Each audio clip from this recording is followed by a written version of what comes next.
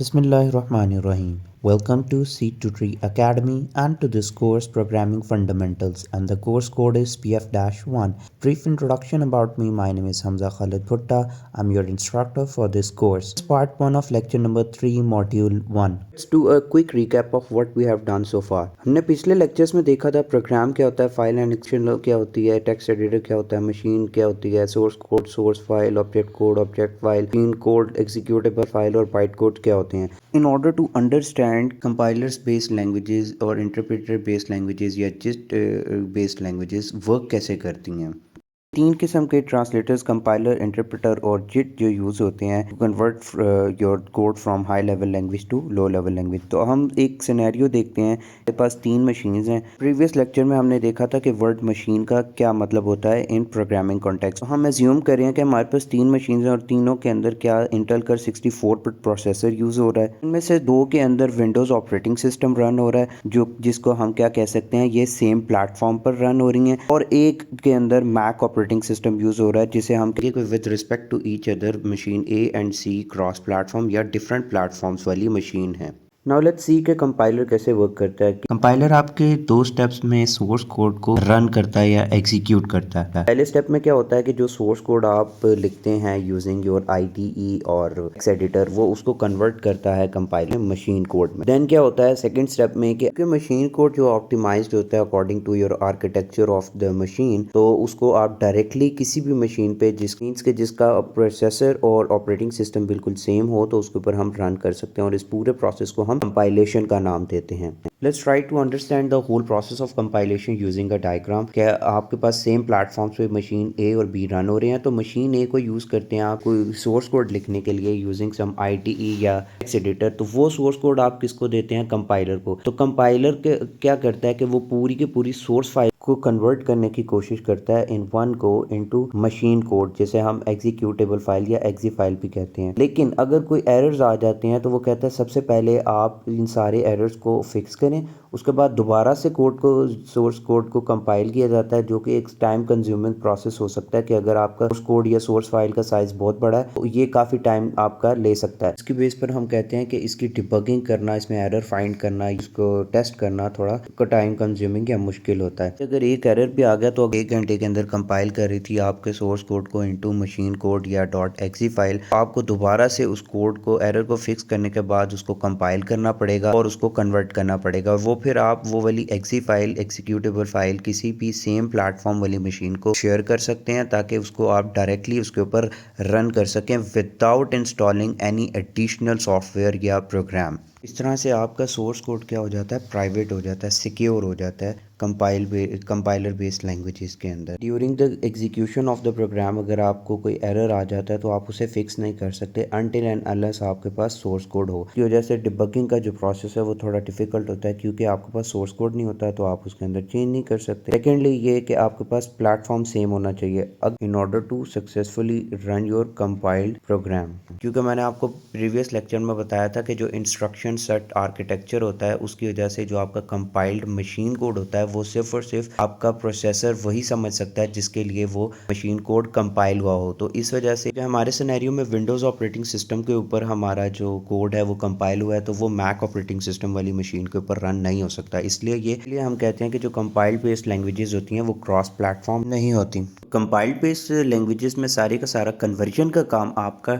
उस मशीन के ऊपर हो रहा होता है जिसके ऊपर आपने अपना सोर्स कोड लिखा होता है, और हमें अपना सोर्स कोड शेयर करने की ज़रूरत नहीं होती. बिल्कुल सिर्फ और सिर्फ हम अपना कंपाइल्ड वर्जन दूसरी मशीन के साथ शेयर कर सकते हैं, और इस वजह से इसको हम कहते हैं कि हमारी कंपाइल्ड बेस्ड लैंग्वेजेस सिक्योर होती हैं. तो कन्वर्जन का सारा काम आपका पहली मशीन पर हो रहा होता है ताकि एक सेपरेट एग्जीक्यूटेबल फाइल बन जाती है, और इसकी लैंग्वेजेस की एग्जांपल में C++ है. फास्ट इसलिए होती हैं कि इसमें आपको सिर्फ और सिर्फ एक दफ़ा लिखना पड़ता है, उसको कंपाइल करते हैं और उसी कंपाइल्ड वर्जन को दूसरी मशीन के साथ कर सकते हैं.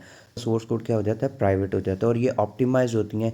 यानी जिस आर्किटेक्चर या जिस मशीन के लिए आपने वो कोड लिखा है आप ऊपर उसको आराम से रन कर सकते हैं. और उसके लिए आपको कोई एडिशनल प्रोग्राम इंस्टॉल करने की ज़रूरत नहीं है। कॉन्स में सबसे पहले आ जाता है डिबगिंग। वो मानता है कि अगर आपकी फ़ाइल का साइज़ बड़ा है, जब भी आप कोई चेंज करेंगे तो वो उतना ही टाइम दोबारा लेगा कंपाइल होने में, और ये क्रॉस प्लेटफॉर्म नहीं है, एक्स्ट्रा मेमोरी लेता है और इसमें एडिशनल एग्जीक्यूटेबल फाइल जनरेट होती है। और ये 2 स्टेप प्रोसेस है। सबसे पहले मशीन कोड में कन्वर्ट होता है और फिर उसे एग्जीक्यूट किया जाता है। इंटरप्रेटर्स एक ही स्टेप के अंदर आपके सोर्स कोड को एग्जीक्यूट या रन करते हैं without creating additional machine code या एग्जीक्यूटेबल फाइल। तो पिक्चर के अंदर आप देख सकते हैं कि एक मशीन ए है और एक मशीन सी है। हमारे दोनों मशीन डिफरेंट प्लेटफॉर्म पर रन हो रही हैं। तो सोर्स कोड जब हम लिखते हैं तो इंटरप्रेटर बेस्ड लैंग्वेजेस में एडवांस में आपके पास कोई मशीन कोड फाइल नहीं होती, बल्कि आप क्या करते हैं कि जिस मशीन पे आपने इसको रन करना होता है उसके अंदर आप पहले से उस लैंग्वेज के अकॉर्डिंग इंटरप्रेटर पहले से इंस्टॉल्ड हो। उस इंटरप्रेटर क्या करता है, लाइन बाय लाइन उस कोड को रीड करता है, को कन्वर्ट करता है और एग्जीक्यूट या रन करता है। और अगर कोई एरर आ जाता है वो वहीं पे ही एग्जीक्यूशन को स्टॉप कर देता है। और फिर हम जब उस एरर को फिक्स कर लेते हैं तो हमें फिर दोबारा से कन्वर्जन के प्रोसेस का वेट नहीं करना पड़ता, बल्कि क्या होता है डायरेक्टली हमारे कोड को री रन कर लेता है। इसके अंदर क्योंकि एग्जीक्यूटेबल फाइल नहीं बनती एडिशनल, तो ये एग्जीक्यूशन ऑफ प्रोग्राम या प्रोग्राम को रन करने का प्रोसेस थोड़ा सा स्लो होता है as compared to compilers. Unlike compiler सारा का सारा कन्वर्जन का काम सेकेंड मशीन या रिसीविंग एंड पर हो रहा होता है, जिसके लिए ज़रूरी है कि आपके पास क्या होना चाहिए, इंटरप्रेटर उस लैंग्वेज के according. Additionally interpreter based languages जो है क्रॉस प्लेटफॉर्म होती हैं। क्यों? क्योंकि इसमें एडवांस में आपके पास मशीन कोड जनरेट नहीं होता, क्योंकि इंटरप्रेटर आपका रन टाइम पर उस मशीन के अकॉर्डिंग उस कोड को कन्वर्ट भी करता है और एग्जीक्यूट या रन भी करता है। इंटरप्रेटर बेस्ड लैंग्वेजेस में जो है आपका सोर्स कोड पब्लिक होता है और सिक्योर भी नहीं होता as compared to compile based languages. तो इंटरप्रेटर में सारे का सारा कन्वर्जन का काम मशीन सेकंड मशीन या रिसीविंग एंड पर हो रहा था। कोई एग्जीक्यूटेबल फाइल नहीं बनती। PHP और जावास्क्रिप्ट इसकी एग्जांपल्स हैं।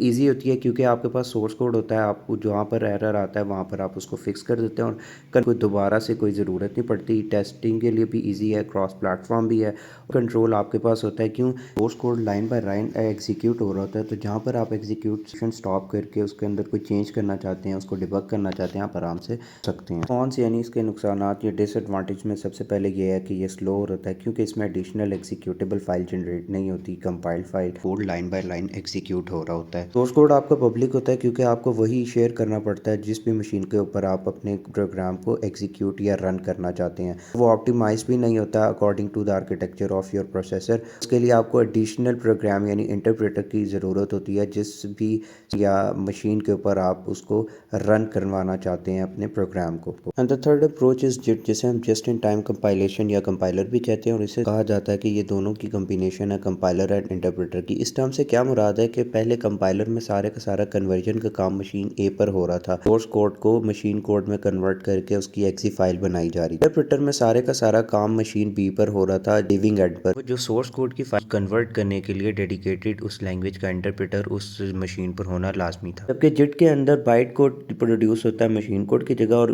बाइट कोड शेयर किया जाता है रिसीविंग एंड के साथ, और वो रिसीविंग एंड पे फिर बाइट कोड को मशीन कोड में कन्वर्ट किया जाता है using dedicated virtual machines. Virtual machine का कॉन्सेप्ट जिट के अंदर इंट्रोड्यूस करवाया गया था, जिसकी एग्जांपल्स पाइथन एंड जावा हैं। उसको सबसे पहले बाइट कोड में या इंटरमीडिएट लैंग्वेज में कन्वर्ट किया जाता है और वो फिर बाइट कोड शेयर किया जाता है दूसरी मशीन जहाँ पर रिसीविंग एंड जहाँ पर भी इसको एग्जीक्यूट या रन करना हो। डेडिकेटेड वर्चुअल मशीन्स का इंस्टॉल्ड होती हैं अकॉर्डिंग टू दैट लैंग्वेज, जिसकी एग्जांपल JVM यानी जावा वर्चुअल मशीन या मशीन्स हैं। और वो फिर वर्चुअल मशीन्स आपके कोड को कंपाइल करती हैं इनटू मशीन कोड प्रोसेसर के according, then we can execute our program using that machine code. Language अच्छी या बुरी नहीं होती, it depends on your requirements के आपको क्या रिक्वायरमेंट है, उसके लिहाज से आप डिसाइड करते हैं कि कौन सी अप्रोच आप यूज़ करना चाहते हैं। Thank you so much for watching, subscribe to our channel for more videos and let us know if you have any doubts or queries, suggestions to improve our course. Thank you.